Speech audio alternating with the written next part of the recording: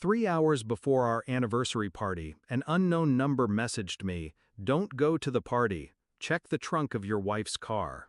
I thought it was a prank, a sick one, but the key fob was still warm when I picked it up from the counter.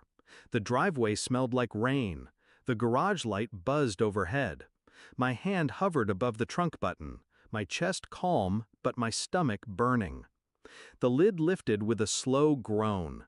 Inside, under a folded blanket, was a shoebox. I pulled it out, set it on the floor, opened it with a surgeon's hands. Letters, dozens of them, his handwriting. The same man who had been at our wedding, the one she swore was just a friend. Words that didn't belong to her, words that weren't mine. I didn't feel anger, not yet. I only felt a silence so deep it pressed against my ribs. The trunk clicked shut. I stood in the garage with the shoebox at my feet, and I knew, without a shred of doubt, everything I had built was already over.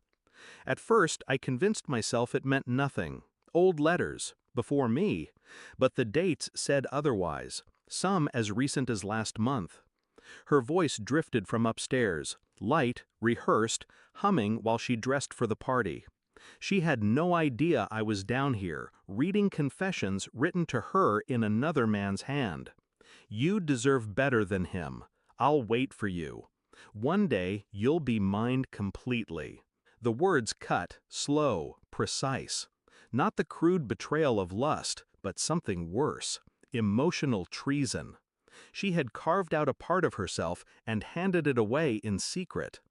I didn't storm up the stairs. I didn't scream. Instead, I placed the letters back inside as neatly as if they were evidence in a trial, because that's exactly what they were. Over the next week, I became a shadow inside my own house, smiling when she smiled, kissing her cheek like always, but my eyes watched. My ears cataloged every word.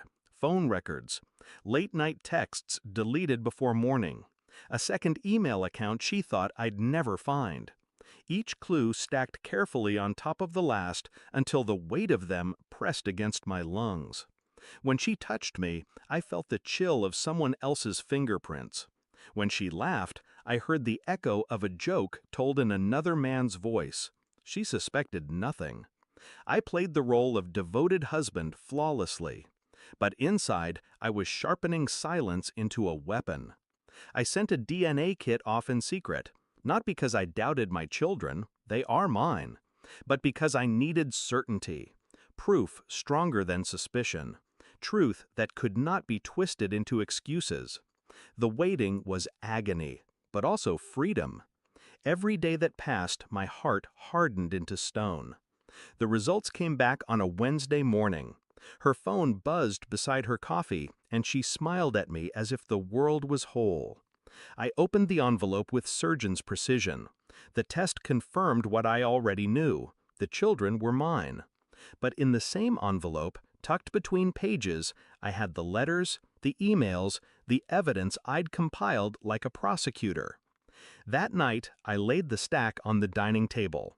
She walked in, heels clicking, hair still perfect from work. Her eyes landed on the papers. Color drained from her face.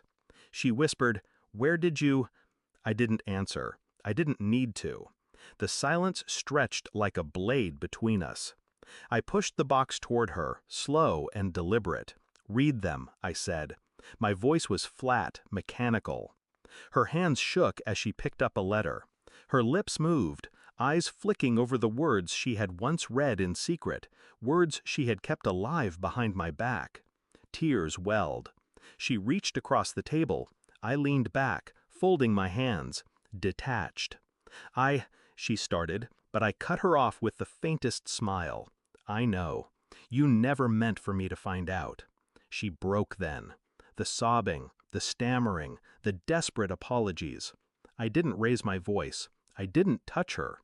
The cruelty was in my composure, her unraveling against my stillness.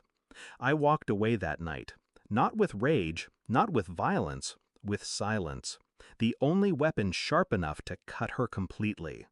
The house behind me collapsed into sobs and broken apologies, but I didn't turn back. For the first time in years, I felt weightless.